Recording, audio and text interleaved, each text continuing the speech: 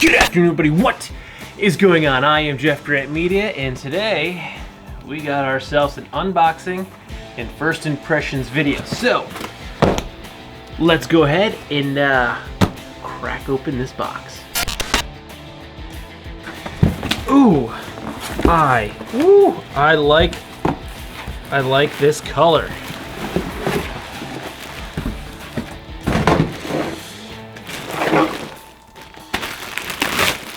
See, these are, we got 2 patches. Okay. All right. Woo-wee. I like it. I chose this color specifically because I thought it was pretty awesome. Here we have the No Surrender Gear Odyssey backpack in chartreuse. Now, before we go any further, my disclaimer. I am not being paid to say anything positive or negative about this bag. I simply actually saw their advertisements on Facebook and struck up a conversation with them about the pack. And from there, we decided to do a bit of a partnership where they did send me this bag for free to do a full real user review. So I did not pay for the bag, but this is just a partnership. They want to know what I think of the bag. They said, the specs are on the website. Have at it. Let us know what you think, likes or dislikes. So I chose the Odyssey. They gave me an option what bag I wanted to try. Why I was drawn to this, honestly, I really like the chartreuse color. They do make an OD colorway, which if you've been watching a while and you can see the sweatshirt I'm wearing, you know that OD is probably one of my favorite colors, but this big morale patch, which I really liked, and their patches are backed. They put a little silencer on there, but you could customize your morale patches with anything you want. And they actually sell a whole bunch of different patches, and one of which I wanted from them so bad, but they were out of.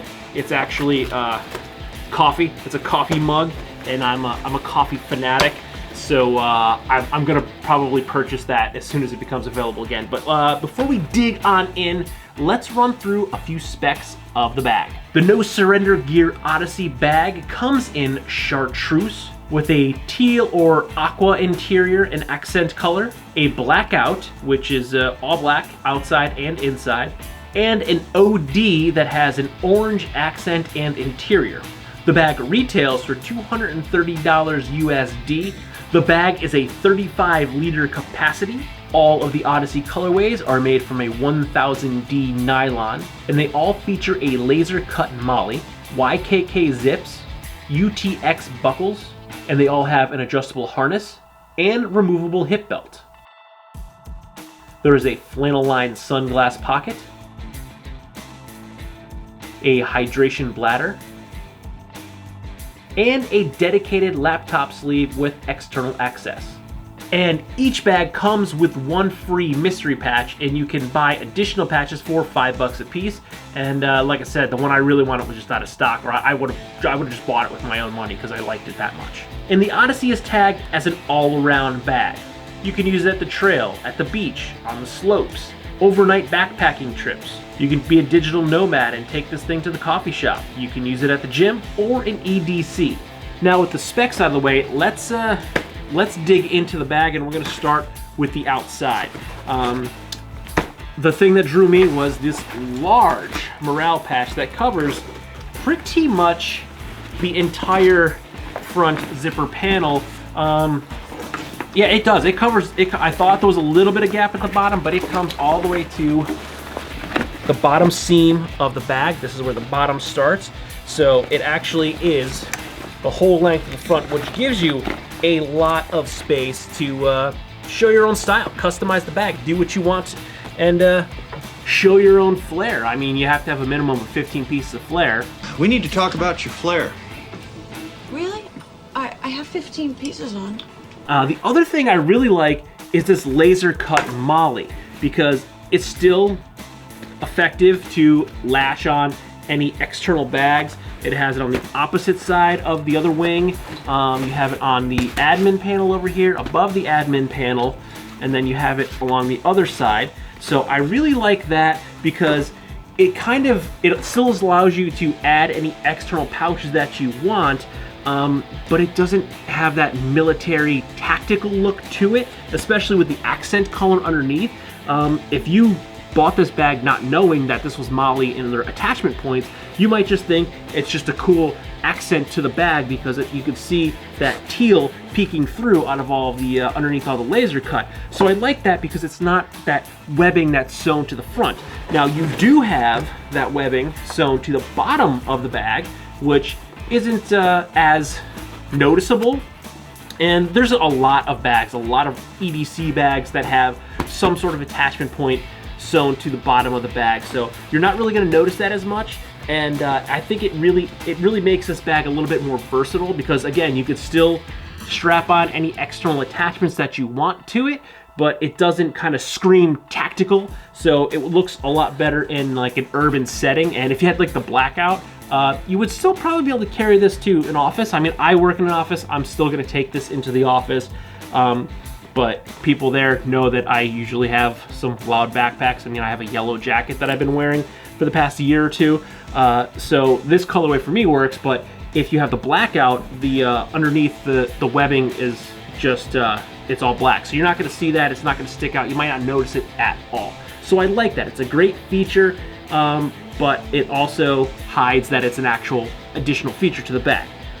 Moving on from there, we do have some compression straps that I like to see that they actually have the leashes on the end. There's an actual name for them that's escaping me right now, but you can compress these down and then you can roll them on the bottom and you can kind of just, it's cable management is what it is. There's an actual name, it's totally escaping me, but they have the hook and loop ends so you can shrink them down and not have just like a long piece of webbing just dangling there. You just wrap it all up and then you could just attach the Velcro in there. Now I don't have that long piece just dangling, that long piece of webbing. That's super annoying. Now for going through the outside of the bag still here, we have, this is the admin panel here. Okay, we have a fair amount of space. I like this. I mean, you could probably fit, yeah, I mean, I have a silicone case so it doesn't slide very easily, but that's an iPhone 10 or an iPhone X and that fits in there no problem. It would probably slide in or out if I didn't have this grippy, rubbery latex silicone case on it, so that would definitely work a lot better. We have 2 slots for like a pen or a pencil, key leash. This is a pocket here. 1, 2, 3, 4 liner pockets. There's still another one down below this mesh. Then a little mesh pocket here. So there's actually a lot of organization.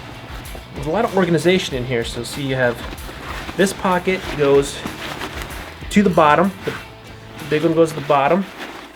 And that goes pretty much to the bottom. They progressively get a little bit shallower.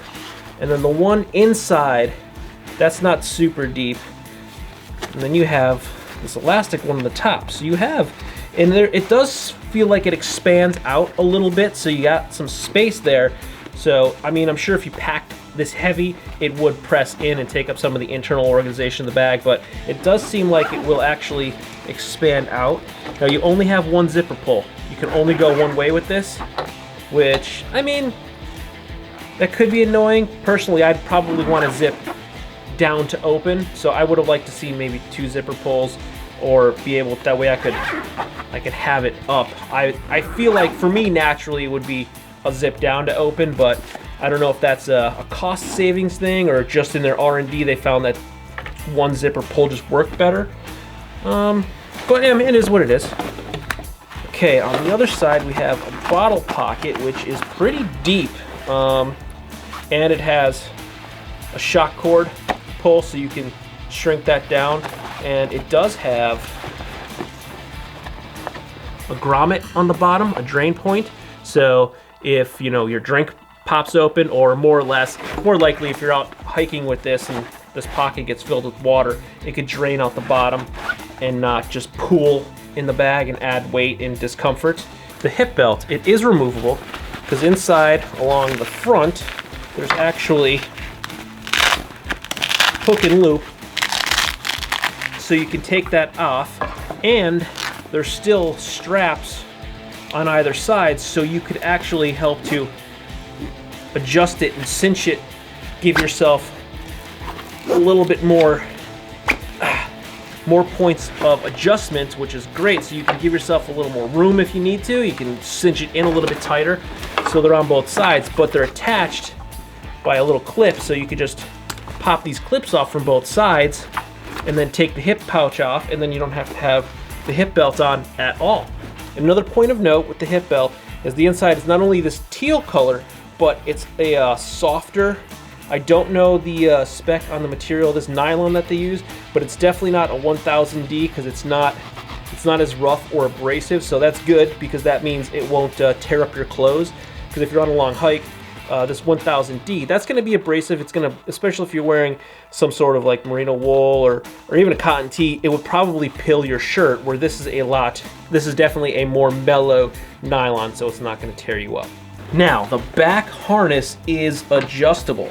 So if you kind of see here, it comes off, and here.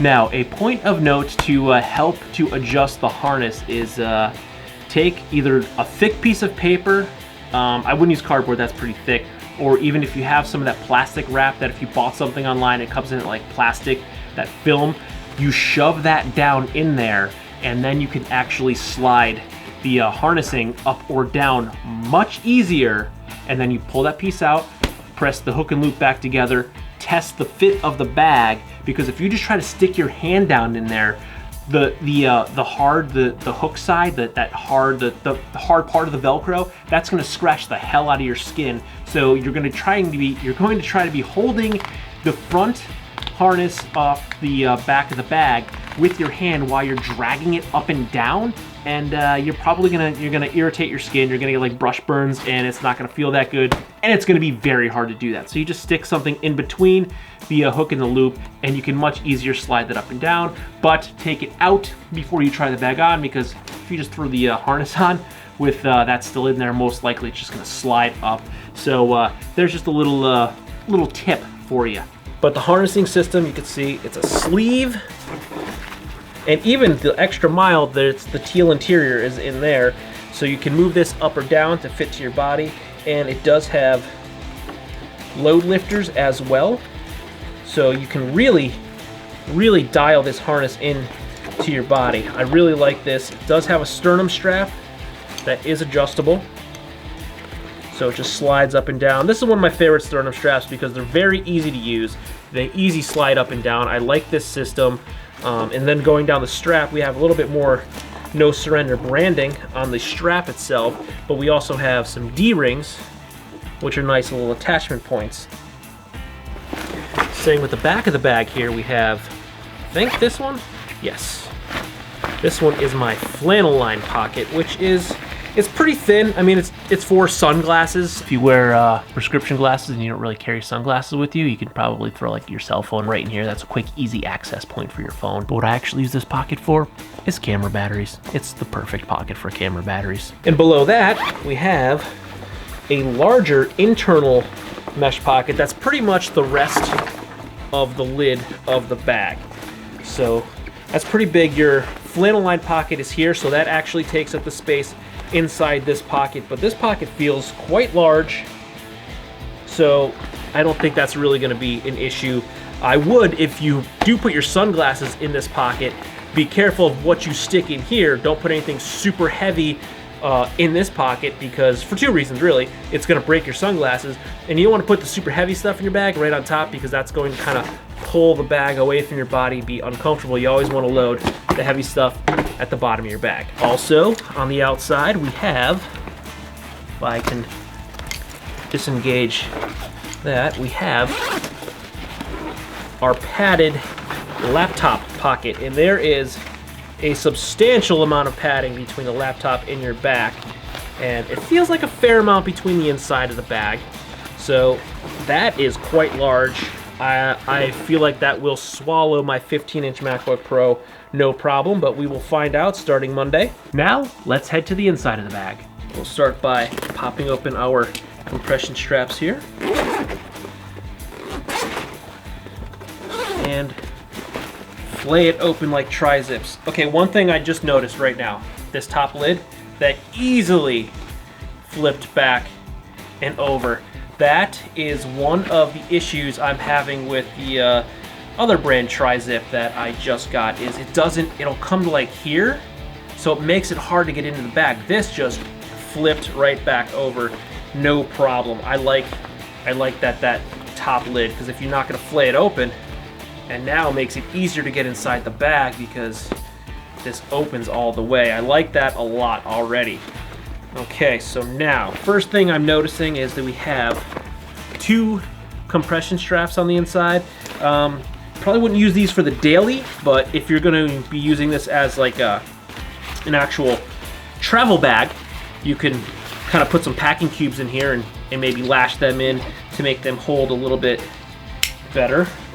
So there's one at the top, one at the bottom. So there's 2 big, long, and there's ample adjustment here. There's also these 2 little loops on either side I'm noticing.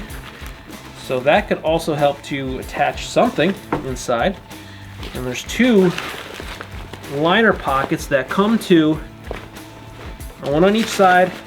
They start a little ways down and they actually come to the bottom of the seam of the bag, so they're probably 3/4 of the length of the bag. There's one on each side.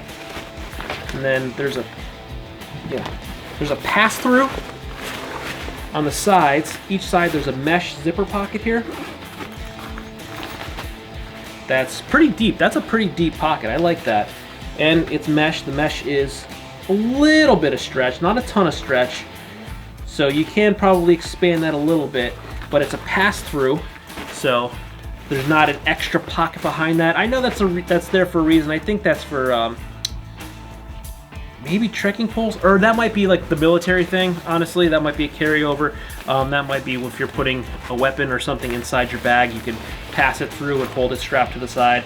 I would personally rather have this sewn to the liner and then I have an extra pocket, but we'll see if I use that pass-through for anything. And there's one of those on each side. I believe they're both pass-throughs. So both of them are pass-through, both the same size pocket. And then across the front here, we have this front pocket that comes across. It's 3/4 deep. It goes to the bottom of the bag. But in here, we have a padded, probably a tablet pocket. So you can actually have 2 pockets. You have this pocket, and then inside you have a padded tablet pocket, and this has it's not shock cord. It feels like it's just cording. It's just cordage. It's not paracord or anything. It's just regular cordage. So you can cinch that down. And then in there, this should be the water bladder pocket, which also feels like it has a little padding to it, which is good because if you stick a tablet in here, you have back padding for the tablet. I guess this little loop is the hook to hang your water bladder from.